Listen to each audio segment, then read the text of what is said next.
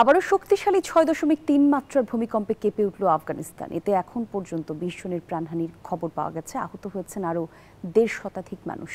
অনেকে নিখোঁজ থাকায় হতাহতের সংখ্যা আরও বাড়ার আশঙ্কা করছে কর্তৃপক্ষ। তবে এরই মধ্যে বহু ক্ষয়ক্ষতির খবরও জানিয়েছে কর্তৃপক্ষ।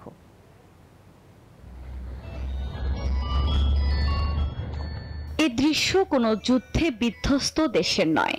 শক্তিশালী ৬.৩ মাত্রার ভূমিকম্পের পর এভাবেই ইট পাথর খুলে পড়েছে আফগানিস্তানের মাজার ই শরীফের ঐতিহাসিক নীল মসজিদের। সোমবার স্থানীয় সময় রাত ১২টা ৫৯ ভূমিকম্পে কেঁপে ওঠে আফগানিস্তানের উত্তরাঞ্চলীয় হিন্দুকুশ অঞ্চল। ওদের স্বপ্ন পূরণে পাশে থাকতে পেরে আমরা গর্বিত।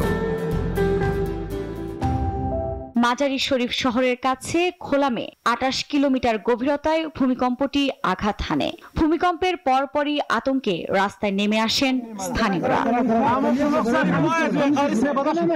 এই ঘটনার পরপরই উদ্ধার তৎপরতা শুরু করে উদ্ধারকারী দল। তবে ধ্বংসস্তূপের নিচে এখনো অনেকে চাপা পড়ে থাকায় হতাহতের সংখ্যা আরও বাড়ার আশঙ্কা কর্তৃপক্ষের।